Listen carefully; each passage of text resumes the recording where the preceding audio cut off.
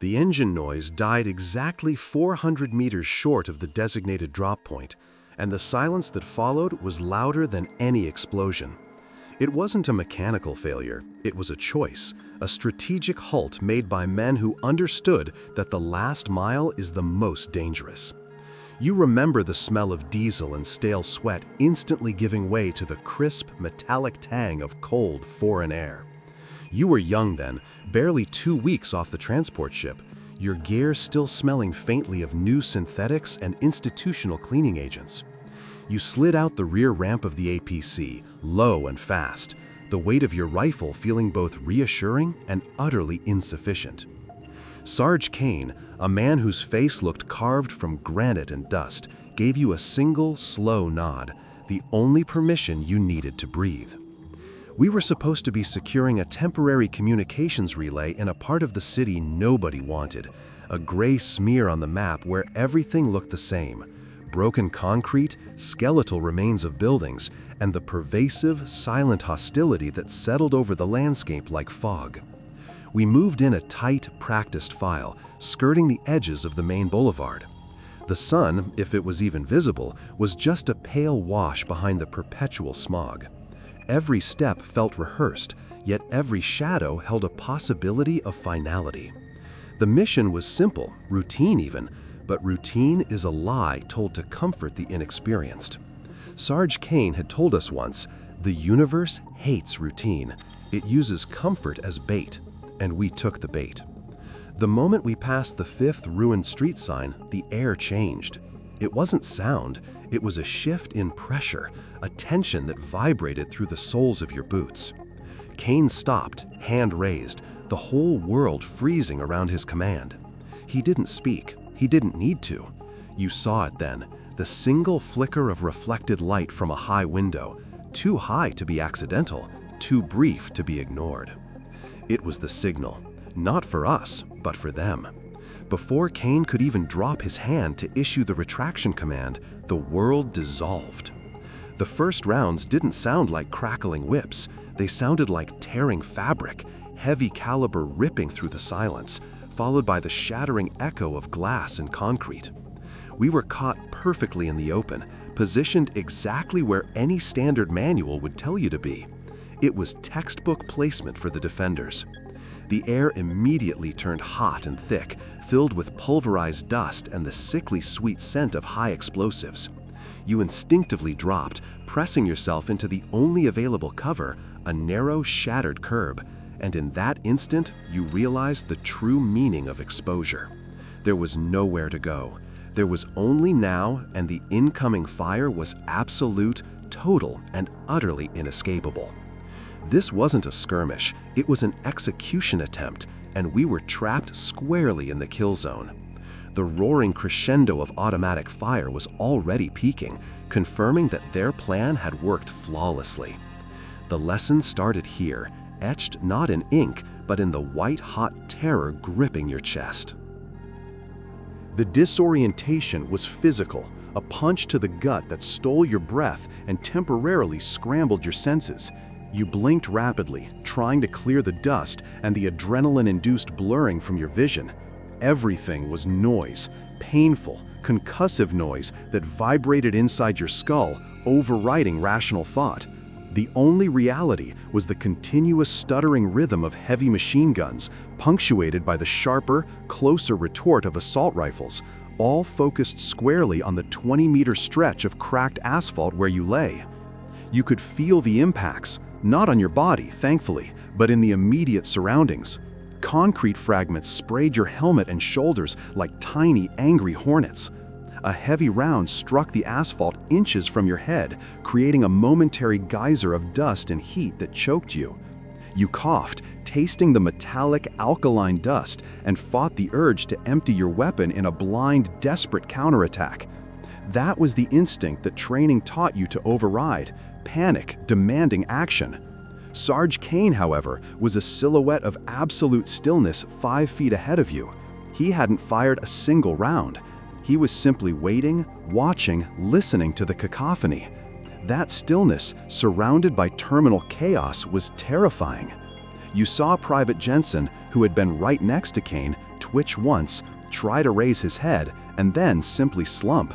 There was no theatrical scream, no final gasp, just the instantaneous, brutal transition from being to non-being.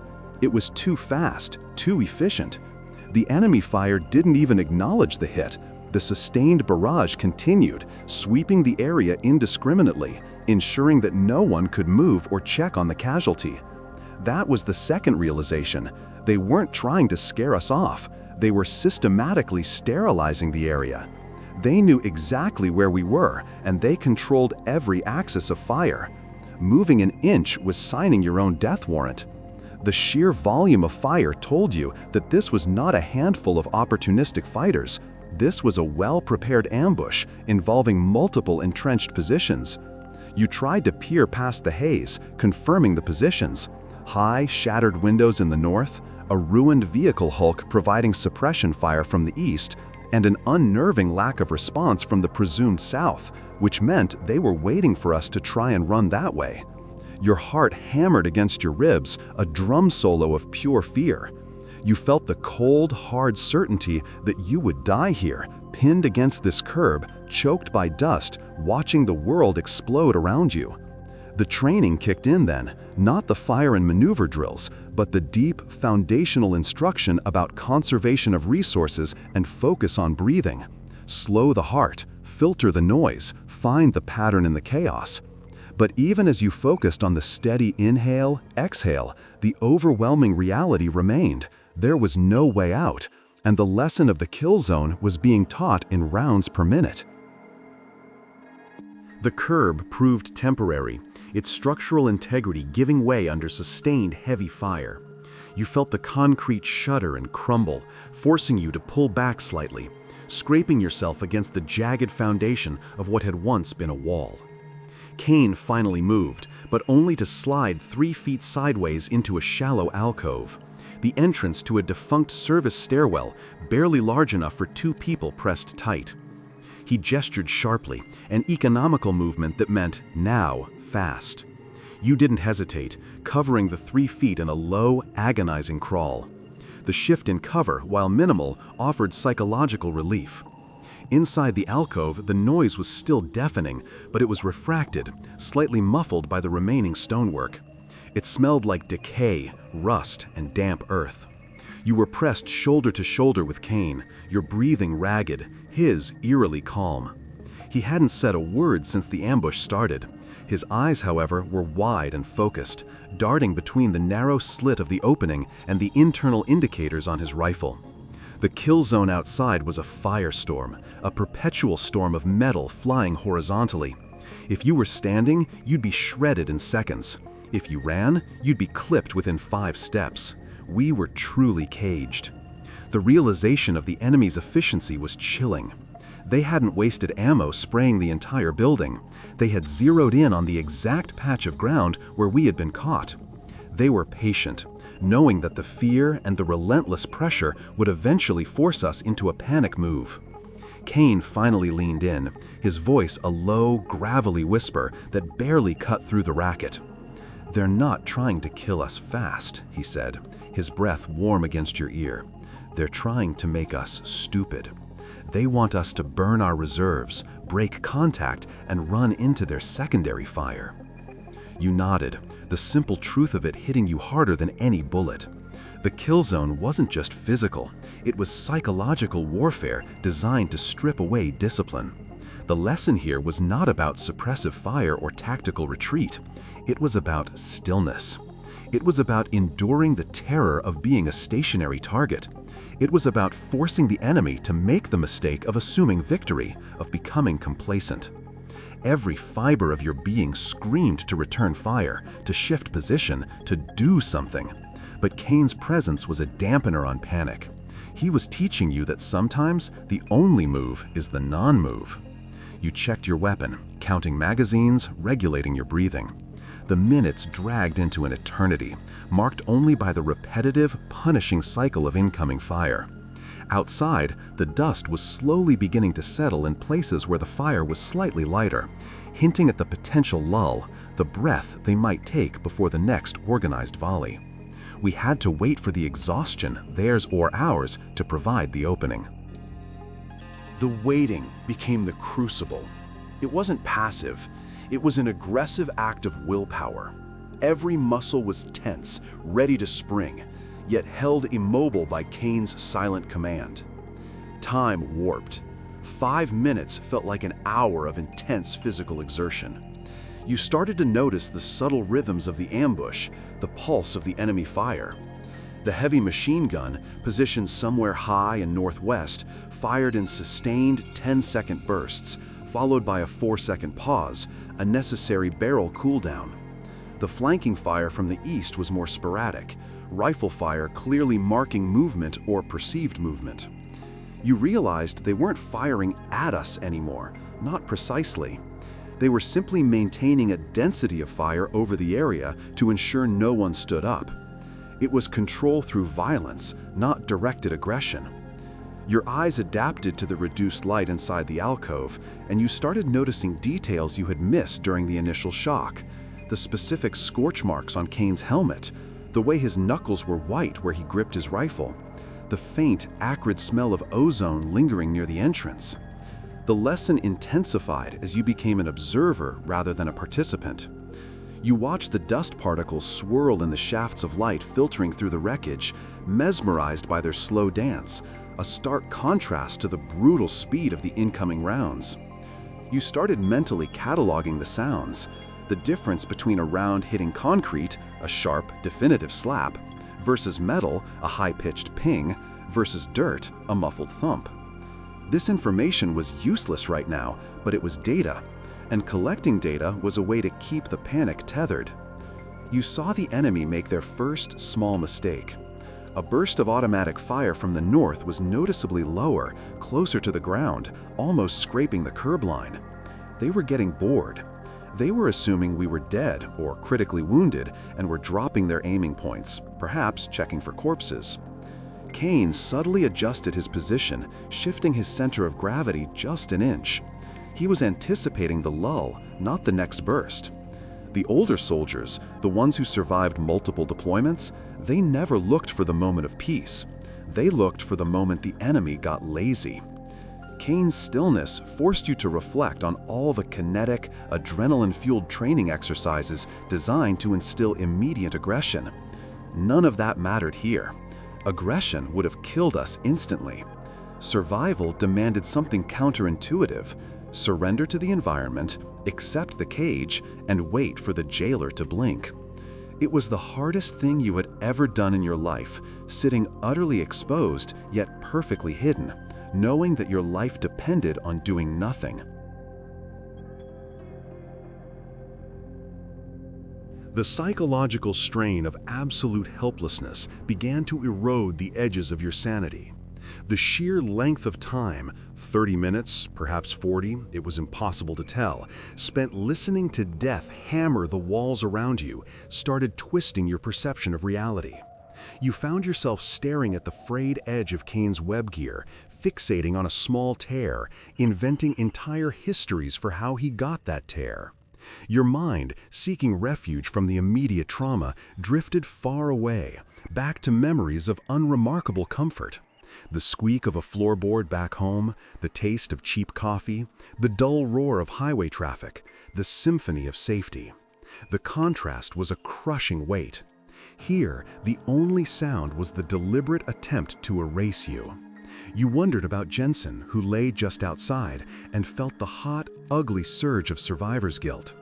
Could you have reached him? Should you have tried? The rational part of your brain, trained for objectivity, screamed no. That action would have made 2 casualties instead of 1. But the human heart, stripped raw by fear, demanded heroism, demanded sacrifice. This internal conflict, the disciplined machine versus the terrified man, is the true battlefield of the kill zone. The military teaches you tactics, weapon proficiency, and teamwork. They teach you how to move, how to shoot, and how to communicate, but they rarely teach you the most fundamental lesson: how to survive when all those things become useless, when your only viable option is to become inert matter and wait for the tide to recede. What do you hold on to when all agency is gone? Is survival purely mechanical, the result of physics and optimal positioning, or is it fundamentally about the strength of the mind when the body fails and the odds are zero? If you were pinned down, facing certain death, with every second an eternity of terror, what single memory or thought would you hold on to keep fighting, not with your rifle, but with your will? Would it be a face, a place, a regret, or a promise? This is the weight you carry when the rounds fly over your head. The realization that your consciousness is the only thing standing between you and the void. Kaine shifted again, a slow, deliberate movement that brought his face closer to yours. He saw the turmoil in your eyes, the question etched in the lines around your mouth. He didn't offer comfort, he offered focus. He pointed his index finger slowly toward the northwest position, where the heavy gun had momentarily ceased fire, replaced instead by the rattling bursts of a smaller caliber rifle. The enemy was rotating fire teams, maybe reloading, maybe just bored. The lesson wasn't over. The exam was about to begin. The lull was the trap's release, or perhaps a transition to a new phase of the ambush. The constant hammer of the heavy machine gun finally stopped, not for its usual 4-second cooldown, but for a noticeable 20 seconds. The flanking fire simultaneously became less rhythmic, more hesitant, as if the enemy command structure had momentarily lost cohesion or were preparing to adjust their fire lines. Kaine recognized it instantly, the tiny, almost imperceptible dip in hostility that marked the transition from sustained fire to deliberate targeting. "Now," he breathed, the sound barely audible over the remaining sporadic rifle shots. It wasn't a question or a request, it was an order overriding the terror that had held you captive. He didn't tell you where they were going, only that they were going out. His eyes flicked to a large broken drainage pipe, a corrugated iron relic that jutted out from the foundation of the ruined building across the narrow street, perhaps 40 feet away. It was a suicide run in any other circumstance, but it was the only direction not covered by the primary northern fire axis. 40 meters, low, fast, don't look at anything but the pipe, he commanded. And before you could fully process the gravity of the sprint across the open killing field, he was moving. He didn't explode out of cover, he flowed, a single serpentine movement, transitioning from absolute stillness to full-out sprint in a fraction of a second, his boots kicking up dust. You followed a half-second behind, relying purely on trained reflex, the conscious decision-making relegated to the deepest part of your survival instinct. The moment your boots hit the open asphalt, the fire immediately renewed, heavier than before, a roar of sound confirming that the enemy had been waiting for exactly this desperate dash. They hadn't lost cohesion, they had simply been baiting us. You heard the whizzing sound of rounds too close, the air vibrating around them. Your vision narrowed down to the pipe entrance, a gaping maw of rusted metal. The world was reduced to the effort of pumping your legs and keeping your profile as low as humanly possible. The weight of your gear felt immense, pulling you back toward the gravity of the ground. You were running faster than you thought possible, yet the distance felt endless. You saw Kaine dive, not into the pipe, but into the slight depression beneath it, the impact of his body against the dirt almost drowned out by the incoming fire. You pushed harder, ignoring the burning in your lungs and the screaming of your mind. A round struck the pipe itself, producing a deafening metallic clang right next to your head, sending vibrations down your spine. That close impact confirmed the lesson. They were still firing at where they thought you were going, not where you were. They were reacting, relying on generalized fear, while you were executing a defined, precise maneuver. You launched yourself the final 5 feet, tumbling into the relative safety of the depression, colliding hard against the dirt and Kaine's unyielding boot. You were down, breathing heavily, but you had crossed the zone. The fire, baffled by the sudden lack of target, swept wildly over the empty ground you had just vacated, confirming that the brief window of opportunity had closed the second you crossed the threshold. You had survived the sprint by exploiting the enemy's assumption of control. The collapse of your energy was immediate and total. The adrenaline that had propelled you across the asphalt vanished, replaced by a nauseating wave of physical exhaustion and delayed fear. You lay panting in the damp dirt beneath the pipe, the massive, corrugated iron structure casting a shadow of safety. This wasn't the target location, but it was the only viable cover within 50 meters. The pipe was large enough to crawl into, but its entrance was tight, and the ground around it was soaked, likely a drainage point for accumulated city runoff. The air was thick with the smell of wet earth, sewage, and the distant, fading scent of cordite. Kaine was already oriented, scanning the entrance with sharp, intense focus. His breathing slightly elevated now, proving that even for him, the sprint had been an effort of will. "Get inside," he grated, his voice regaining some of its authority now that the immediate threat of open fire had passed. You scrambled inside the pipe, pulling yourself through the rough opening. The interior was pitch black, a sudden and total sensory deprivation after the glaring, dusty light of the surface. You relied entirely on touch and the dim red light of Kaine's helmet lamp, which he flicked on briefly, illuminating the narrow, filthy tunnel that stretched maybe 30 yards ahead before curving out of sight. The air here was heavy, cold, and stagnant. They couldn't shoot us here, but they could still find us. The lesson shifted from surviving direct fire to surviving the pursuit and the psychological darkness of the subterranean world. Kaine whispered, "They will sweep the area now. They will assume we ran south. They won't assume we went under." He confirmed the central tenet of the lesson. The kill zone is meant to define your options, and survival is found in choosing the option that logic, fear, and training all scream against. He taught you that the real terror is not the incoming bullet, but the moment you stop thinking and start reacting to the pressure. The enemy had expected a desperate retreat, a frantic exchange of fire, a final, futile stand. They got stillness, followed by a sudden, precise movement toward the most unappealing cover available.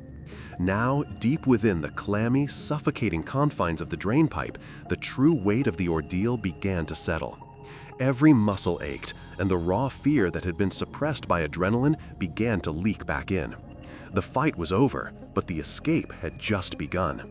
This wasn't a clean firefight. It was a desperate crawl, a surrender to the muck, the darkness, and the silent understanding that they were still hunting. Moving through the drain was an exercise in pure, grinding misery. The pipe diameter allowed you only a crouch crawl, forcing you into an uncomfortable, back-breaking posture.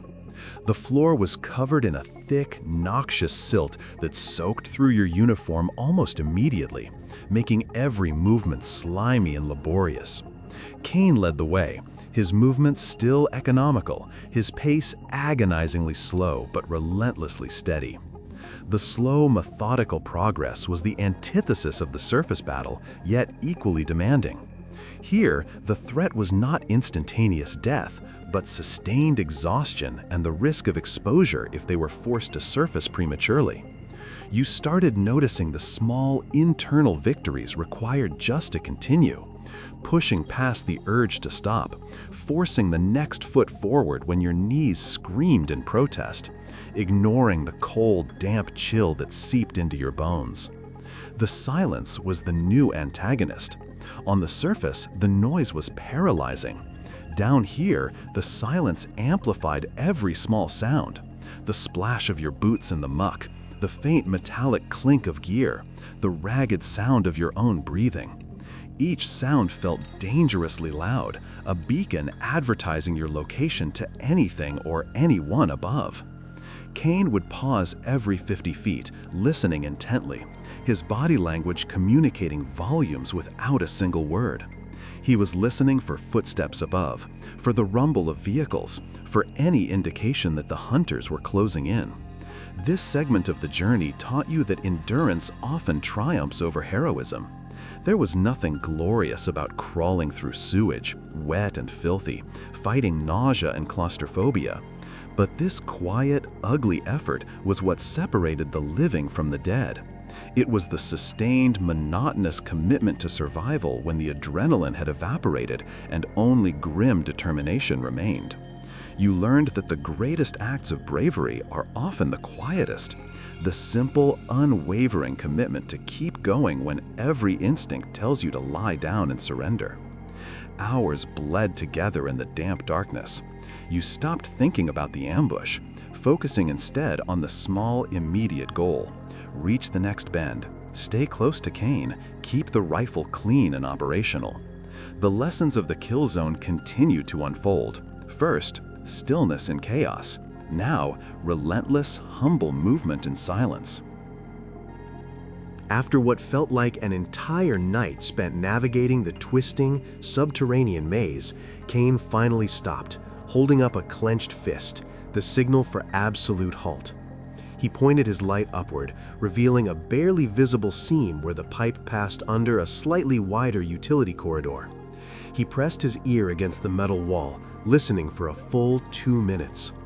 You held your breath, the air thick and stale in your lungs. When he finally pulled back, he gave a faint, slow nod. They were gone.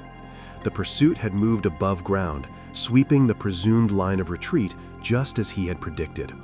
He had successfully gambled on the enemy's adherence to standard operating procedure, using their expectations against them.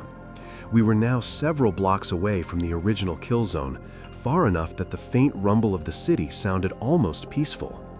Kaine produced a map from a waterproof pouch, his lamp casting a dull red glow over the lines. We were near a known sector boundary, an industrial rail yard that was supposed to be relatively neutral territory. We had to surface soon, clean ourselves, and find the rendezvous point. The physical demands of the surface sprint and the subsequent crawl had been immense, and the psychological weight of the ambush still clung to you like the muck. Yet, the overwhelming feeling was not relief, but a deep, profound sense of strange gratitude toward Kaine.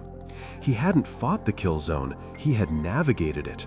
He had taught you that survival is sometimes about yielding, about becoming invisible until the violence expends itself. Emerging from the pipe was like being reborn. Kaine worked in access cover, and the cold night air rushed in, smelling clean and sharp compared to the subterranean stagnation.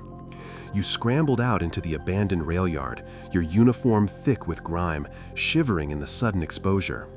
Above, the sky was a deep velvet black, scattered with indifferent stars. The roar of the city traffic, now distant and muted, was the sound of civilization, the sound of being safe, at least for the moment. Kaine didn't say well done. He didn't need to.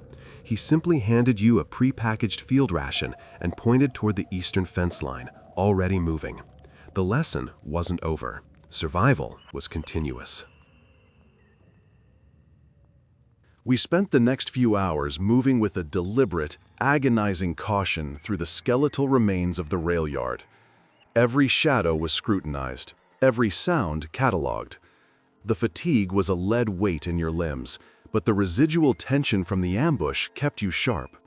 Kaine moved like a ghost, utilizing every stack of rusted cargo containers and every ruined maintenance shed for cover. He taught you small, practical lessons now that the immediate crisis was over.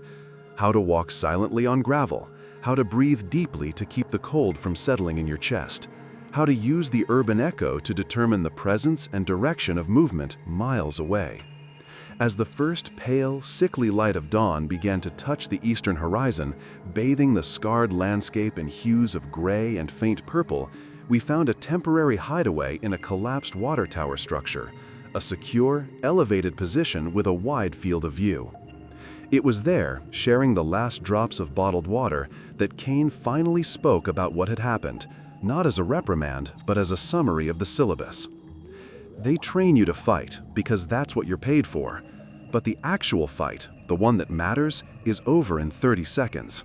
The rest of it is waiting, running, hiding, and dealing with the stupid choices you made when you were scared. He looked out over the still, ruined city. The lesson they don't teach you is that the kill zone isn't a place where you fight your way out. It's a mechanism designed to leverage your fear against you.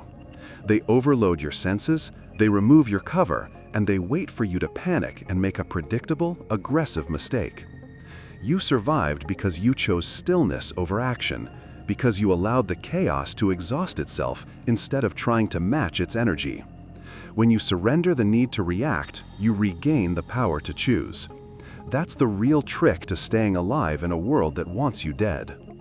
His words resonated deep in your core, replacing the residual fear with a cold, hard understanding. It wasn't bravery that saved you, it was discipline and the surrender to non-action. The kill zone taught you humility and patience, qualities rarely associated with combat, but essential for survival. You realized then that the experience hadn't made you a better fighter, but a better observer, a smarter soldier, one who understood that the true enemy was often the fear inside your own head, demanding action where none was warranted. That single harrowing ambush had recalibrated everything you thought you knew about war and survival. It was a lesson earned in dirt, dust, and blood, and it was the most valuable thing you would ever take home from this God-forsaken place. The light grew stronger, painting the wreckage golden, and Kaine stood up, slinging his rifle. Time to move to the final extraction point. The silence between you was heavy, weighted with shared, unspoken trauma and profound respect. The kill zone had stripped you bare, and Kaine had shown you how to put yourself back together, piece by piece, smarter and quieter than before. You picked up your own rifle, the familiar weight now feeling less like a tool of destruction and more like a tool of careful preservation, ready for the next, inevitable moment of absolute chaos. The road ahead was long, but you were no longer the young soldier who had tumbled out of the APC just yesterday. You were something else now, something quieter, something that had been tempered by fire and silence. You were a survivor, and that made all the difference in the world. This is the truth of enduring the inevitable trap, the ugly, unspoken reality that doesn't fit neatly into any training manual. The only way out of the kill zone is to not play the game they designed for you. You learned that hard way, lying in the dirt, waiting for the storm to pass. And that is a lesson you will carry with you until your dying day, a scar on your soul more permanent than any mark on your skin. If this story of survival and the cold discipline required to endure absolute danger touched your heart and resonated with the difficult truths of the soldier's life, please consider subscribing to Quiet Soldier Stories. We are dedicated to sharing the unfiltered, atmospheric narratives of courage, struggle, and the silent lessons learned on the front lines of fictional conflicts. Your support helps us keep these memories alive, ensuring the quiet strength of these narratives continues to be heard.